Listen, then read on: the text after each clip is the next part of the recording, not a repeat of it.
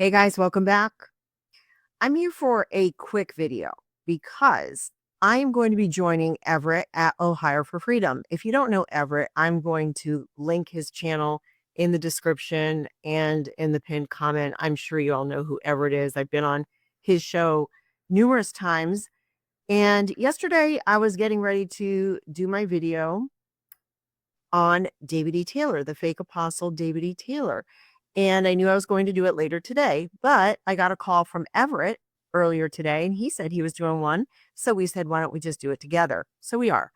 But this is not going to be a one and done. This is going to be something that I do videos on, probably other people do videos on, because if you haven't heard the news, David E. Taylor has been federally indicted. He was arrested yesterday in Durham, North Carolina. He was picked up there, and then his executive director of his ministry, Michelle Brannon, I think is her name, she was picked up in the Tampa Bay area, I think it's St. Pete, yesterday.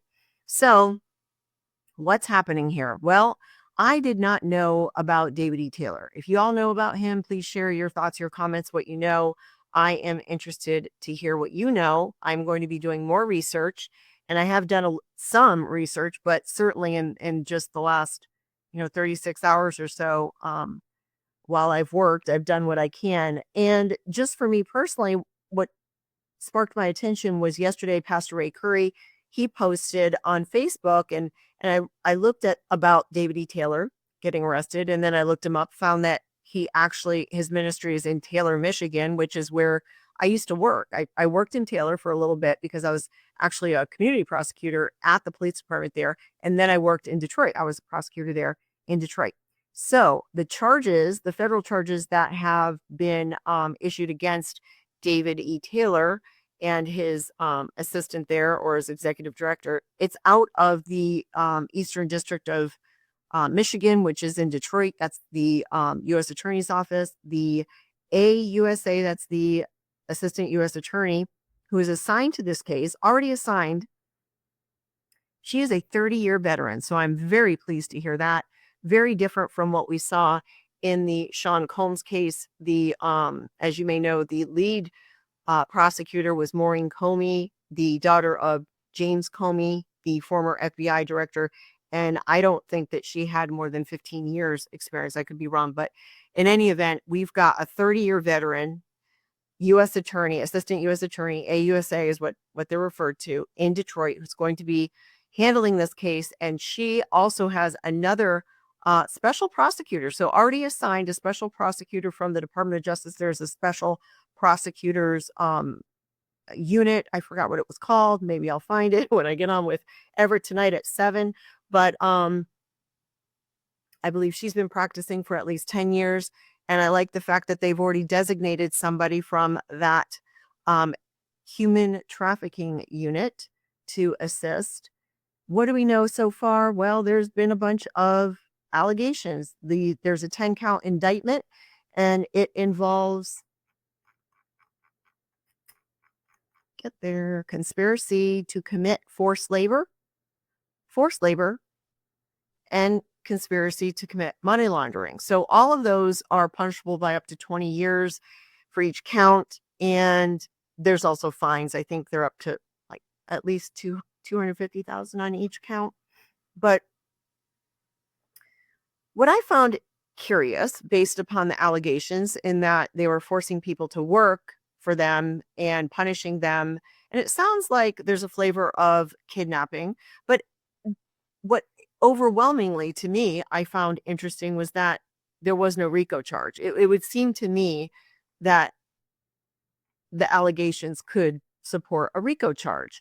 And so I don't know, maybe it's early, maybe they will do it. They would have to show that there's an enterprise and they engaged in certain activity, and it's a corrupt RICO is Racketeer Influenced and Corrupt Organizations Act. And that was a charge that Sean Combs had that he was not found guilty on it. But in any event, the money laundering is there. They would have to show at least 2 acts of racketeering. Now, I'm just saying this as a potential. It has not been indicted in this manner, but I don't know. We could see it. The money laundering is there. The forced labor is there. We'll have to see. And with a racketeering charge, there would be criminal forfeiture where he could forfeit his assets to include money, to include cars, to include homes. If you all heard, this man has an $8.3 million home in Tampa. It is in Avila, which is a very affluent neighborhood, to say the least. It's about 3 miles from where I am right now. I'm in downtown Tampa right now. It's about 3 miles from here. And it is a large community. The homes are not cheap, and we're talking millions and millions of dollars. He purchased that home in 2022 for $8.3 million. I'm sure it's worth more than that. It's a very expensive area. It's very expensive to live in this area in Tampa. It's through the roof. In any event, what do we know? So there are victims. There are people that have been allegedly trafficked, forced to work, forced labor in really bad circumstances. They are alleging that they were deprived food, deprived sleep, and of course the spiritual abuse as well, telling them they will be, suffer spiritual damnation essentially if they don't abide by what he was saying. So there's a lot going on here. And if you think like, oh, did this suddenly happen? No, that's not how the federal government works. He's probably been a target for quite some time. In my research, I'm seeing that he's been called a false prophet for some time. And in fact, John T had shared some videos with me yesterday when we were talking about it. And it's of David E. Taylor in a deposition. Well, it doesn't relate to anything criminal. He wasn't even a party to it. It was just a deposition for a divorce case that had nothing to do with him. It was a woman who was the plaintiff. She was divorcing her husband, so he was the defendant, and somebody took his deposition. One of the party's attorneys did, and of course he had his own attorney there. And I think the issue was the plaintiff, the female, she had contributed and donated up to $1 million to his ministry. And there was probably an issue with that on the ex-husband or estranged husband's side, and questioning that. And what I gathered, just from, I only watched it for about an hour, but it's pretty long. I think it's at least 4 hours. I mean, you could just see his demeanor. He was very evasive, claiming he didn't know anything about his ministry. He was being asked about huge purchases for clothing like Louis Vuitton and Gucci. And at one point, you could tell he was just so uncomfortable, and he was evasive, and he started, like chewing on his lips, and that's self-pacifying. And so, there's nothing more other than entertainment value. If you wanted to watch that, he just did not look like a very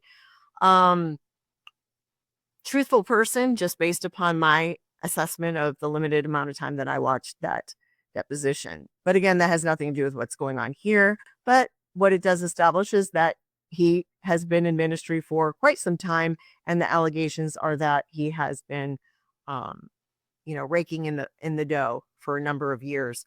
So there are individuals that apparently in the Tampa area, because people in my office were coming in yesterday telling me about it.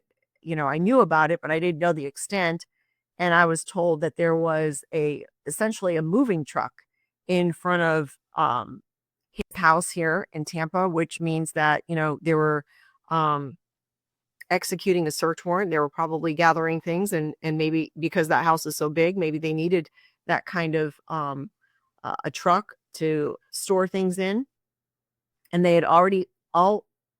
had set up an area at the local hospital, which is very close to where I live, for victims that I guess they were taking out of the house. That is my understanding. Now, anything that, this is so preliminary, and this is just, there's so many reports, and of course, not everything is accurate, but as we go through this and find information, of course, I will update that.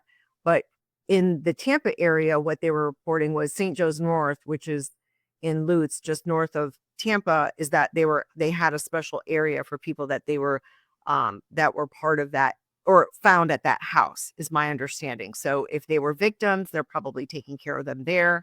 Um, and then Michelle Branham, she was arrested here in the Tampa Bay area. Based upon what I looked at recently, she was not yet arraigned. She had asked for a continuance for her arraignment so that she could retain counsel. My understanding is that David Taylor was picked up in Durham, North Carolina, and I'm not sure if he was arraigned yet. So what happens next? It's just like when I've reported to you on the Tom Cassie case. Well, they'll go before a judge. It's federal, so they'll go before a judge. They're going to get a bond set. Could they get a bond? Possibly. Will it be a lot of money? Yes, it definitely will. And I'll tell you what, when we're dealing with the feds, they've got their ducks in a row. They know what they're doing, and they've got the evidence to support the indictments. And could we see other people involved if they continue to investigate? Sure, we could. But as we go, I will continue to report. But for now, join us. If you want to catch the live, go on to Ohio for Freedom at 7 p.m. But of course, you can always catch the replay, and I will see you there.